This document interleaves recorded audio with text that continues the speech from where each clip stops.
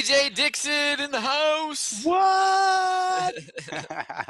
What's up, brother? How you doing, man? I'm fantastic, man. I'm so excited to do this with you. I love love, Yeah, and what a better way to, there's no better way to share it than through yeah, the Ultimate Love Summit. yeah. Boom. Hashtag boom. Yeah, and grateful to have you on, man. You know, Thanks, brother. you radiate love, and I know you've got a lot of thoughts around it in all of your experience. So I look forward to sharing that with all the viewers. So let me just do a little bio here. I mean, I really want to introduce people to you. You're quite a special person. I've had a chance to know Thanks. you for a little bit now, and I interviewed you previously on Passion Warrior TV. Right. But for those who don't know you, PJ is on a mission in life, and it's simple: love deeply, teach others to do the same. You know, we complicate things, right? You keep it Right. simple. I like it. Right to the point, man. That'll make a huge shift. His commitment to love has earned him the title of Love Guru, which causes him to smile and inspires people to live and love and share more freely every day. PJ is a lifelong motivational speaker, spiritual teacher, and relationship coach. Also creator of Learning to Love, a 4-step program designed to help people reconnect to their heart and learn to love themselves, where it all starts, right? Absolutely. And to love their lives regardless of circumstance, Absolutely. and others more completely. Despite his disability, which was expected to take his life by 7, clearly he's still here. What are you, like 80 now? 80? Did you just Yeah. say 80? You look like you're 10, but like you're 80, right? No, like I think I'm 45 or 46. I really don't remember how old I am. I think I'm I don't know, 45 or 46. That's just crazy when someone tells you you're not supposed to live past 7, and you're 39 years later. Yeah, So man. I'm just super lucky, bro. Super this is, fortunate. well, it's you though, you know. It's like you made the it's the power of what you've decided in how you choose to live, and not everyone is as fortunate. I'm sure there's something to that as well. You're here to share a message and a mission. Well, I figure PJ, one of two things, right? yeah. Either I've got something good to do, which I hope, or God's pissed and I have to work off my karma. Either way, you're here getting it done. I love it. That's Right. fucking perfect. PJ's 10th instructor. His 10th degree black belt, martial arts and women's self-defense instructor, meditation teacher, former wheelchair athlete, adventure seeker, watercolorist. I didn't know Yeah, about that. I didn't know you do watercolor. I paint with my mouth. Awesome, man. I didn't know that. Thanks. That's new for me. Author, National Hall of Fame for people with disabilities. I mean, you know, Had nothing a good life. nothing stops this man, it's still going. I really appreciate you being on, man. Dude, I'm so stoked to be here. And So, hello to everybody. I'm really glad that you're here too, because mhm. it says that your heart is opening and that you're or already open and you're moving in the right place, the right direction. You're helping to change the world. Yeah, I mean, you know, there's a lot of business experts here, and the great thing about the people who are killing it in business that we have on is that they're heart centered, right? Right. And they're doing it from a place of genuine give, of love. They're connected to their mission, they're aligned, and it makes it just so much more easy and effortless.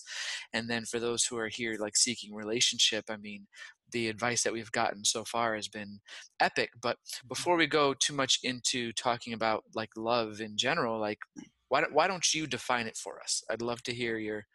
Excellent. So I like to define love as the willing exchange of oneself for oneness. The willing exchange of oneself for oneness. Because when you love, there becomes a sense of unity and connection and oneness. And you exchange your sense of ego and separation and concern about self.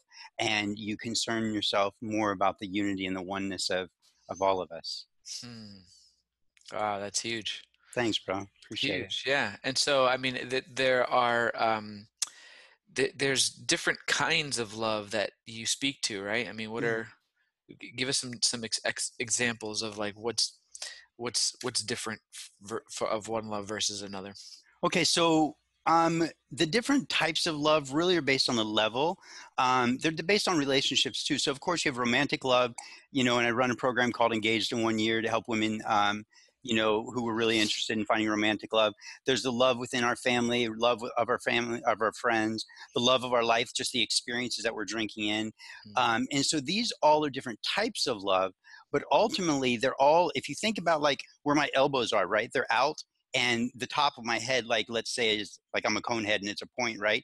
So like over here maybe you have romantic love, over here maybe you have like love of your life, and somewhere in between you have family and friends. They Mhm. all go up like my upper arm towards my shoulder, towards the top of my head, Mhm. towards what's real love, which is that unconditional, um, overwhelming sense. Exactly right. Overwhelming sense of unity and oneness with all that is and all that lives. Mhm. And so the only real separation is how you come to those individual pieces Mhm. based on the ego that's involved in that particular situation.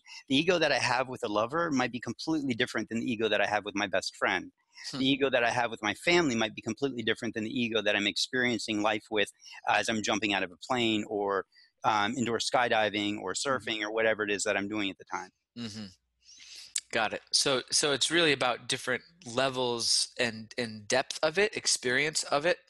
Yeah, but Vers- it's also like going back to the ego, it's how you define it for yourself and how you uh, want that type of in love to that enter your relation. life. Got it. So, like, for example, let's talk sexual love for a second because this is really easy. Mhm. Heterosexual love, people that are heterosexual are typically not interested in homosexual love. So they define themselves by these parameters of the type of love that they're willing to accept. Mm. Now, if I'm involved in a heterosexual physical relationship, it's probably going to feel pretty equally as good as, if people were involved in a homosexual um, activity. Mhm. However, some people, their ego can only accept certain parameters and bounds, or they're only willing to accept certain parameters and bounds of that kind of love or that kind of expression or physical sense. Mm. Right? Does that make sense? Yeah, it's Right. So to me, yeah. I'm not gonna passionately kiss my mom, Right. right? And I might hug her deeply and hold her deeply, but that's a different kind of love. Like there's a parameter that the ego puts on it that says there's only a certain kind of love that occurs here, Mm. right? Does that make sense? Mhm. Okay. Yeah, yeah, totally. And so then, you mentioned your mom. Yeah. So there was a The certain greatest woman in the world. the greatest woman in the world. Amen. Amen. Yours. Wait, no, that's my mom. My mom's a great no. Dude, well, that makes us brothers then, right? Oh, that's a good. That's a good point. Yeah. So talk to me a little bit about the love that you experienced between you and her, Mhm. because I think that that's a lot of the reason why you live the way that you live. Yeah, unquestionably. So look, I was only expected. I have a very rare form of muscular dystrophy. That's why I'm so skinny, because it atrophies my muscles, and I still am in a manual wheelchair. I haven't given up pushing. Still doing the best I can, and Hmm. that comes from the way I was raised. I was only expected to live until I was 7, and I had such a rare form of muscular dystrophy that in the 8th grade there were only 25 people in the world that have what I had. But I was raised with the Henry Ford quote: "If you think you can or you think you can't, you're right. If you Yeah. think you can or you think you can't, you're right." So let me tell a quick story to define who my mom is. Mm. When I was 9 and 10 years old, I would be getting dressed, right? I'd put on my little chonies, my little socks, my little leg braces. I'd put on my little pants, my little shirt. Everything was little then. I mean, it's still little now.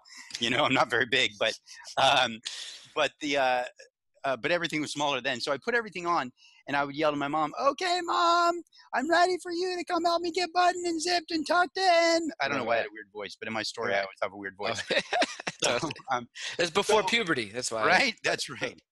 So I would yell out to mom for help, and she would always yell back from her bedroom because she was busy. She would always say, "Okay, but I'm busy. You keep trying." And I would say, Mm. "Okay." And so I would tuck my shirt into my underwear because that's what boys do when they're little, tuck their shirts into their underwear. And then it was back in the day before snaps or Hmm. before buttons, so we were Sure. using snaps. And man, I would be laying on my back, rolling back and forth, pushing as hard as I can, like Right. just really trying to squeeze those snaps shut. And finally they would snap shut, and I would pull my thumbs back and they'd have the red indent and the Totally. divot from pushing so hard. And then my mom had gotten really smart. She'd gone to a fabric store and Mm. gotten these little metal rings, and she'd put them in the tip of my zipper. Hmm. Zippers at the tip of a zipper have that little hole, so Sure. she ran that ring like a hoop earring through, and Hmm. then You pull it up. clamped them shut, so I was able to stick my finger in there and pull them up. Okay. Hmm. So while I'm suffering and struggling and rolling back and forth on the floor trying to get everything done, my mom would be sitting in her bedroom, Mm. crying Hmm. because she knew she wanted to come and help me, but she couldn't come and help me because she wanted me to live. I'd already lived 2 and 3 years longer than I was supposed to. And her hope for me was if I live long enough to be an adult, she wanted me to be as independent as possible Sure. and I live alone. And she wanted me to be as capable and have the best life that I can possibly have. Mm. And so after 10 minutes, she'd take a sigh, she'd sigh a deep breath, she'd blow her nose, wipe her eyes, um, take another deep breath, grab the door handle and open up her bedroom door and literally walk across the hall because our bedrooms were across the Mm-hmm. hall from each other. Mm-hmm. And she wouldn't even walk in my bedroom. She'd walk across the hall, look in my bedroom, and she would say, "Oh, well, you got it. You didn't need my help." And she'd walk away. And I would say, "I can do it myself, mommy." And apparently I Right. wasn't very smart because this went on for 2 years Right. before I was like, "Oh, wait a minute. She's not She's a busy. sucker in me." Right? Totally. But So I but mean, let's that's be the real truth, man. yeah, That's but that's like how I let's was be raised. let's be clear though. Like what she was doing was she was loving you.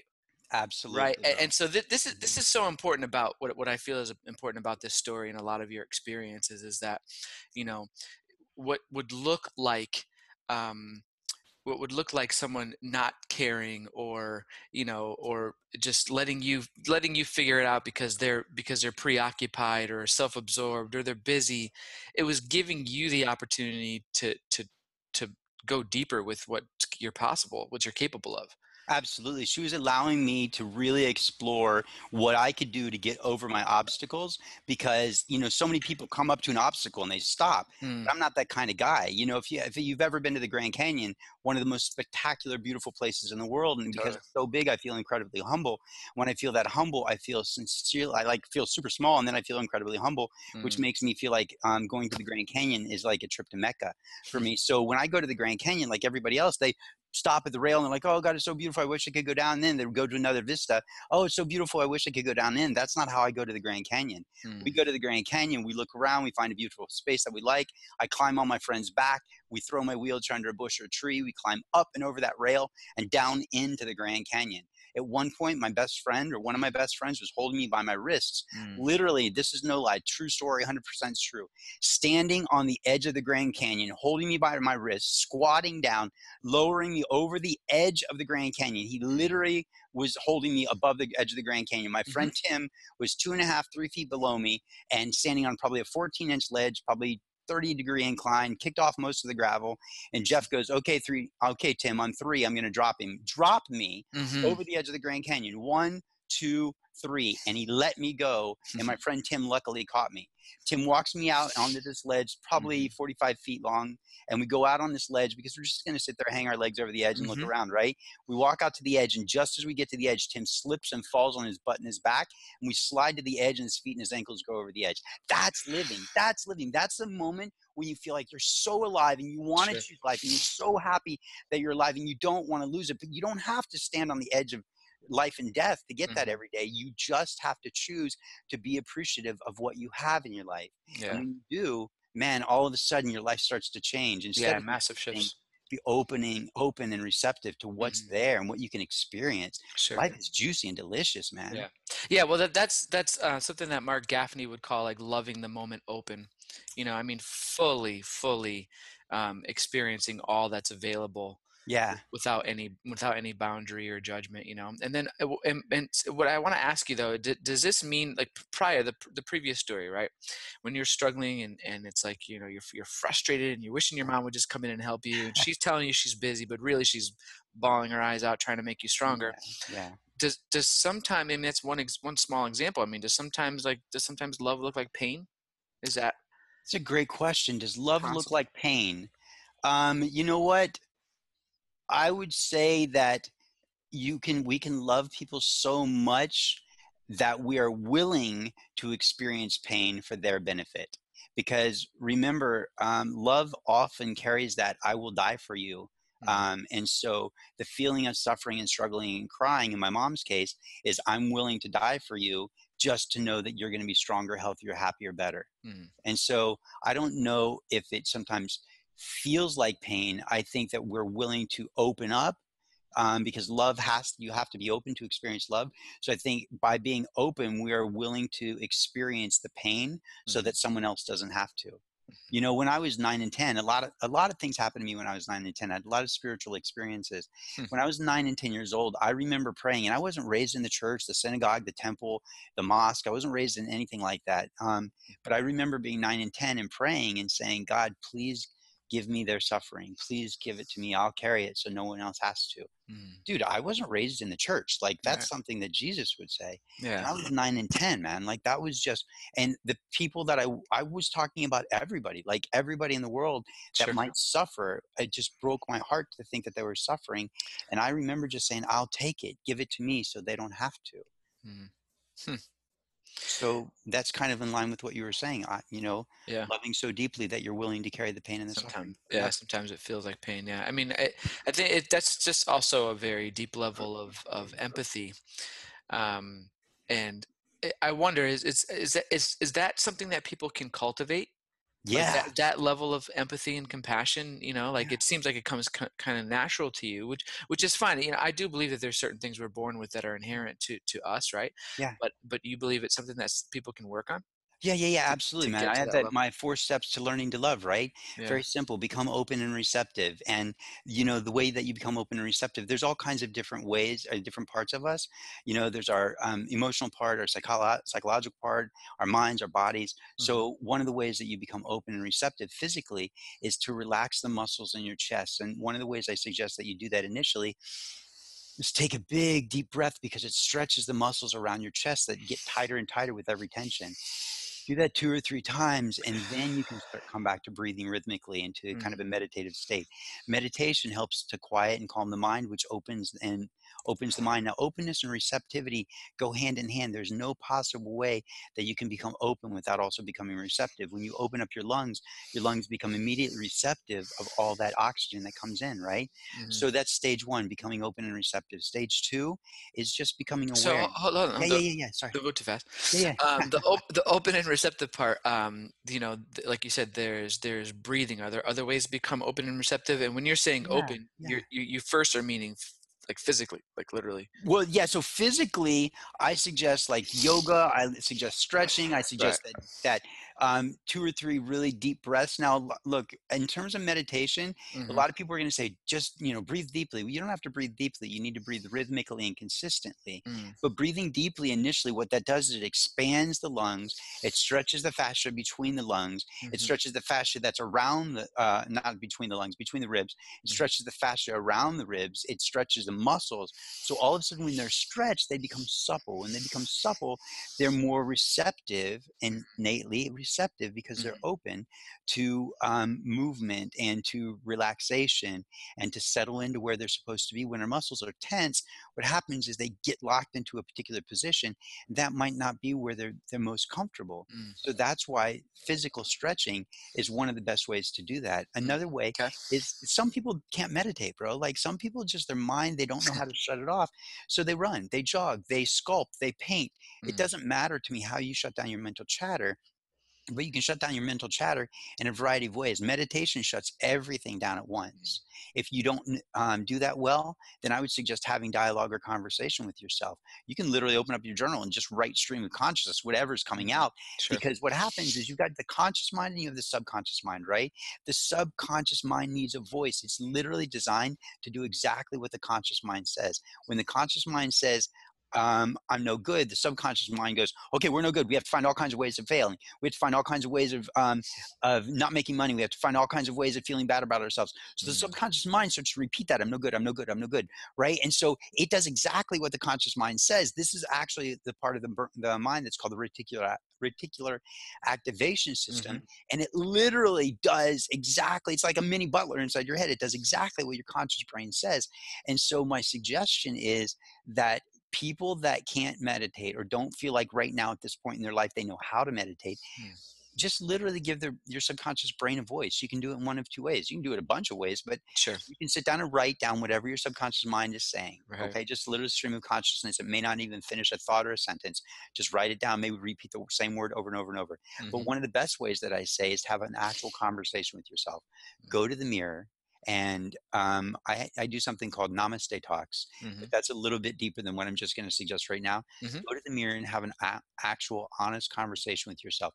Play both conscious mind and subconscious mind. Ask questions, answer questions, rebut, refute, argue with yourself, but do this. And when you do it in the mirror, I get really, really close. And the reason I Yeah. get so Yeah. close, because when I get really close, man, like the mirror is like right here, right? It's Mm. like right in my eye. And the reason that I do that is because this gives me a chance to see if I'm lying to myself, because I watch my eyes move. I watch my facial expressions. I Mhm. get so close that nothing else is in the field of view Mhm. but me, because everything else can be a distraction. I just want to have an open, honest conversation with my subconscious mind. This is the first and best way for you to start to become open and receptive. Huge, Okay. huge. Thank you for that. That's Yeah. perfect. Perfect. And, Yeah. and I love that practice. And I want to encourage anybody, I've done kind of similar stuff, more Uh-huh. about speaking affirmation and declaration into the mirror and being that close, connecting with Yeah. your Yeah. Yeah. subconscious, conscious mind. But you do it at a whole new level. So I encourage folks to check you out and learn more about that practice on a deeper level. But what I'm trying to share is that you can feel a little crazy doing that at first. Yeah. It's true. You Right, can. and you have to be willing to, like, even if you shut the door, lock the door, make sure no one's home, whatever makes you feel comfortable, Sure. but you've gotta be willing to go there because the power of what you just shared it's deep, man. It really is. And you It's know what? You incredible. might laugh, you might cry, you might Sure, say, I hate you.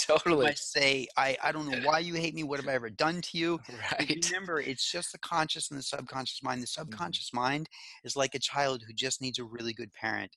And mhm, really good parents are parents that sit and listen. They don't judge, they don't interrupt, and they don't tell the kid what to do. amen. So the subconscious mind just gets a real honest voice. Mhm. Okay? Awesome, awesome. It's about unification, it's about Yeah, oneness, not two-ness. right. Cool. So, shall we go Beautiful. into step two? Yeah, that's Okay. great. Step two is about awareness, right? Once I'm open and receptive, now, because like if I'm not open and receptive, my mind is going, I've got all this mental chatter, I'm thinking about 1,000 things. I just ate a bag of chips. I'm like, I don't even remember tasting a freaking chip, right? Right. I just drove a half an hour to work and I'm like, well, dude, like, how did How'd I I even get get here? here? Yeah, totally. Right. So Yep. you're not open and aware, or you're not open and receptive in that moment. You're literally wrapped in some mental chatter that's going Mhm. on, and your subconscious mind is on autopilot running the car. So, or feeding your face with the potato chips. Right. Um, and so awareness comes when you become open and receptive. Immediately you're aware of smells, colors, shapes, feelings, textures, Mhm, flavors, right? Emotions. And this awareness is really beautiful because once you become aware, you can make that decision when you move into stage three, which is appreciation. You can either appreciate what you're aware of, like I can appreciate the blue skies here in Tucson, mm, right? Or I can resist. And if I resist, now I cycle back probably to a closed mind, mhm. right? And so I'm Got it. resistant to, and pain, for example, pain is a perfect way to look at this, right? I can become open and receptive to a situation and have the awareness of pain, like, just broke my leg, it hurts, it hurts, it hurts, right? Yep. Now I can resist that, it hurts, it hurts, it hurts, or I can go, okay, I broke my leg, I can appreciate the situation, what do I need to get out of here, right? Mm, I remove all of that emotion and I just appreciate the situation for the moment. Now appreciation doesn't have to remove the emotion. Appreciation can be filled with emotion, mm. right? Sure. Appreciation would be um, like you're smelling a flower and all of a sudden you just settle into this level of appreciation that naturally flows into stage four, which is gratitude. The Mm, difference between appreciation and gratitude is appreciation is still drinking in and bringing in information through the senses, mhm, including through the heart. Okay. So appreciation is still coming in with information, bringing the information in and tasting it as it comes in and recognizing whether or not I like that flavor or I like sure, that feeling or sensation. sure. Gratitude is immediately when we've think about going like from midnight all the way down to 6 o'clock. 6 o'clock is gratitude. Boom, we're on the upswing. Why? Because gratitude is about giving back, Mhm, right? So gratitude is thank you so much, and the pushing out of appreciation, the pushing out of um, of wanting to give back, that mhm, natural inclination to reciprocate and give back. And so when we start to follow into let me start again. mhm, We start to follow or fall into gratitude. mhm. When we fall deeply into gratitude, what happens is gratitude rolls. And when gratitude rolls, it creates a unity and a oneness and it rolls immediately into love. Yeah. Because when you're grateful, you start to feel a connection with that person. When you start to feel a connection, if you roll into that connection, then it's just love. Why? Yeah. Because love is the willing exchange of oneself for Sure. oneness. So you Right. literally roll into oneness. And what's beautiful is you circled all the way back up to midnight, right? Yeah. And you become open and receptive to a new level and a new layer. Yeah, the cycle continues. Exactly. So I'm also seeing too. I mean, that's beautiful. And what I'm seeing, I think for the first time, really, I appreciate this, is that I've always thought of gratitude as a receiving. Yeah, You know, and it is. it is right. Yeah.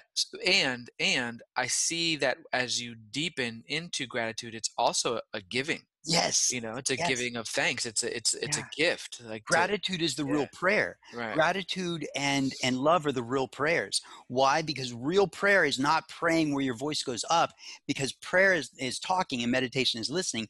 But real deep prayer is when the prayer goes up and the prayer comes down simultaneously. It's Mm, a unity, it's the intercourse with the divine. mm. Gratitude begins that process of that intercourse. Yeah, that's huge. So then what about when people are, I mean, my thought is that they just start this process as best as they can. But I mean, if someone's been, really hurt, they've had some traumatic experiences, how can someone start this? Or maybe it's not even this process. What can they do to get to a place of either deep love for themselves or others when they feel like the world's been attacking them their whole friggin' life? I would trick the system. I Okay. would trick the system, and the way I would trick the system is I would skip openness and receptivity and go right to awareness. Mm. Hmm. Okay, because awareness will force um, some level of appreciation, Mm. and the cycle will begin from there. And what will happen, maybe they don't skip to gratitude, but maybe they become a little bit more open Mm. because they're aware. So what I would say is skip openness and receptivity, go right to awareness. What do you feel like right now? Like literally, physically, how do you feel? Are you hot? Are you cold? Are you physically comfortable?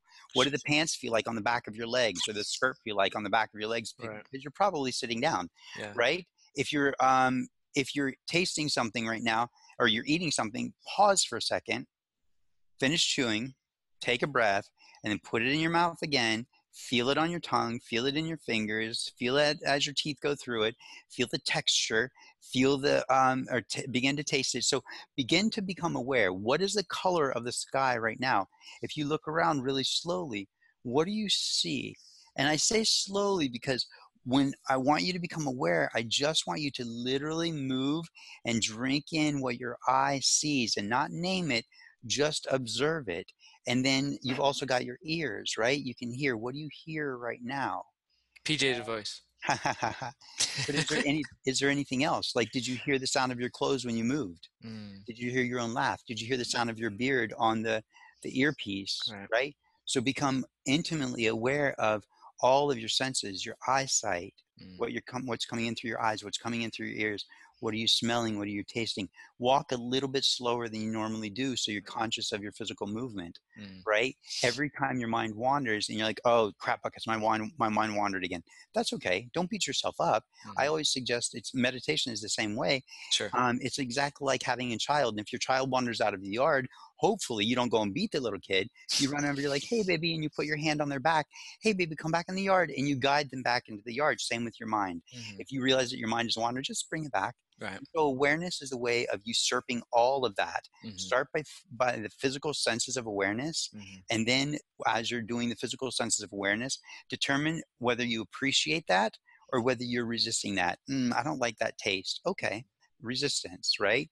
But Mhm. you can appreciate at the same time that you had the opportunity to have that taste and to Sure. realize That you can that's something that choose. I don't like. Yeah, Sure. Sure. exactly. So that's where I would start, because openness is quite often something that people are resistant to. Mhm. Yeah.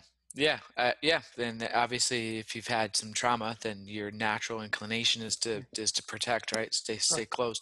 With with all that you're sharing, I go back to self love. I think about the fact that you are limited in your physical ability, Yeah, right? like literally. Here, let me back up Yeah. just a little bit. Sh- Okay. So when he says limited in my physical ability, yeah, watch my arms. That's as much as I can lift them. that's as Okay. high as they If I'm go. going to lift my arms, I literally have to fling my body to Mm, do that. If I want to right. scratch my nose, I literally have to bring two hands up to, Yeah. to do it. Right. Okay, so just so people know. Yeah. Yeah, thank you very much for putting that in perspective for folks. So that's, a big part of your reality.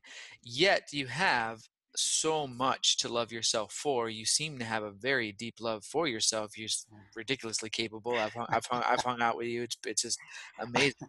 But there's folks who are struggling to lose the next 10 pounds, Yeah. and they're dealing with so much and I don't want to offend anybody. It's like, you might not even be aware to where you are in your level of self-love. Maybe this is just a great check-in for you. Mhm. But the question is, wherever you are, whether it's a deep loathing and you know about it, or whether it's something you're going to become conscious of after this call, right? The point is that maybe we can, a lot of us can up-level our degree of how much we love ourselves. How do you do that, given many people would have this conversation that they struggle loving themselves just because they had some breakup or they have a few extra pounds, and Mhm. you've had heartbreak, you've had Sure, you've absolutely. you've messed up and done shit Yeah. wrong, I'm sure, right? Absolutely. And I'm not going to lie, like I cycle into frustration, disappointment, and self loathing periodically too. Mm, But it's very rarely. I mean, like I'm a human being, right? If I feel like I've done something wrong or I wasn't connected or I mhm. spoke from my brain as opposed to from my heart, I always feel like that wasn't right. It wasn't good. I didn't let the flow come through me. I used my like intellect and intelligence, and that's not where I want to come from. And so it always makes me feel like that wasn't good enough, and so we're going to cycle through that. And just like I said earlier about usurping the whole process, the Mm, cycle. So, and I skipped into awareness first. This to answer this is we're going to skip over openness and receptivity, and we're going to skip over awareness, and we're going to go right into appreciation. So, mm, how do you begin to self love? Start to appreciate the things that you have. Start to appreciate the things that you are. Start to appreciate the things that you do. mm. And by have, let's not start with I have a TV and a roof over my head. Right, right. Okay, let's literally start with I actually am really grateful that I have five fingers on each hand and Hmm. five toes on each foot. Sure. I'm really grateful that I can lift up my own arm and scratch my face. Mm, I'm really grateful that I can actually go to the bathroom and wipe myself hmm. because there's a certain level of dignity there, right? Sure. So start with actual physical body stuff. Like, what do you like about yourself? I don't care if you're grossly overweight. Start with the fact that you can still physically move something. Hmm. Okay. Do you like the way you think about something? Is there a particular part of your integrity that's important for you? Like, is there something that you absolutely stand for or absolutely wouldn't stand for? And you really value and appreciate that piece of you? Mm, So start by appreciating the things about yourself mm, physically, emotionally, mentally, spiritually, economically, any of those. mm. Um, Start to appreciate those or pieces of those. And as you do that, those will start to help you move into a place where you appreciate more. And Awesome. then again, it's great, you can appreciate your place of living and all that and the fact that you have a car and things like Sure. that. Yeah, That's you can great. you Do that can too. ripple out. Yeah, for Right, sure. sure. But ripple out next to something more important. Mm, What do you appreciate about your best friend? mm, What do you appreciate about the person in your life that matters the most, whether it's a family member or a friend? mhm. What do you appreciate about some of the people that aren't necessarily your best friends, but are still your friends? Sure. Don't look at the things you don't like, look at the things that you do like. What happens is you start to fill yourself with a level of appreciation. And remember, appreciation is bringing information in, Mm, and then gratitude is what's going to naturally occur after that. You're going to have a sense of gratitude. Remember that gratitude is giving. So what mhm, happens is you create this internal cycle of receiving inside of yourself and giving inside of yourself. So you mm. create this internal emotional spiritual loop within you that strengthens your sense of value and appreciation for self. That's That awesome. naturally moves to love. Well, I'm appreciating you right now, sir, Thanks, and man. it's going deeply, deeply into gratitude. And Thanks, brother. yeah, so I'm receiving and giving it right back to you, man. This is And like, I feel it, man. I got the tingles and the chills all the way up yeah, my spine and into my skull. awesome, man. Yeah, I love you so much. I'm so grateful that you were on the call today. Thank you. I'm honored. There's so much value here for folks, for those looking to call in love into their life, for Yeah, them to appreciate just their experience of where they're at and starting from right now. I mean, even if your business is making seven figures, you that's right. can love yourself to eight. You know what I Yeah. mean? Yeah. Even if you're doing really well in business, but you're trying to be more receptive to opening up your heart to find the relationships that match the level of success you're receiving in business. I mean, there's so much available here by what you shared. So I You appreciate know, thank you. Thank you so much. I appreciate that too. And I love that you're bringing this up because what's really important is that we find in the business world, and not just the business world, but a lot of corporate people, it. Sure. they feel like they're not good enough. Mm, And yet they've achieved a certain level, such a high level financially or business wise, right? mm, Or their relationship is really good, but they still don't feel like they're good enough. mm, What is that lack? And so I would encourage you to explore that lack. What would be good enough? mm, And I would tell you that good enough is when you feel like you're completely full and mm. you have enough to share. When you're not good enough, you feel like you're not full, you're not complete. And so Sure. that process of self appreciation and that gratitude for what you have and who you are, do that cycle and that loop, and you will start to really Right. fill up. And then that sense of not good enough goes away. Mm. Awesome. Awesome. Thanks, Thanks. brother. And I know we're gonna make it available, with your interview and the notes and everything. But do you know the URL by heart? There's something that you Yeah, wanted to share with folks so that I love. I'm going to send people to my motivational speaking site right now Mhm. because my other sites are under design. And so let's go to PJ's Wisdom. Mhm. That's PJS, Mhm. Yeah. pjswisdom.com/bonus. Mhm. And there's actually going to be two bonuses there. I'm going Cool. to put four videos there for the people that are listening on the four steps to learning to love. Mhm. And I'm also going to put a link there for an application to get on a call for 30 minutes with me to do just a one-on-one conversation. So Cool. if you're interested in talking to me, fill out that application and let's chat a little bit. Mhm. Completely complimentary, just a gift to all the Ultimate Love Summit followers. And if there's Mm. anything that I can do for you, you'll know how to get a hold of me through that website. Sure, sure. Yeah, we'll definitely make that available. Thank you for that. Thank you. Appreciate your generosity, man. And Thank you. appreciate you, brother. I love you, brother, Yeah, man. You are this a has been great fun. man. Yeah, All every right. time. I love This your is time. Thanks, man. Take care, Namaste. man. Awesome. Namaste.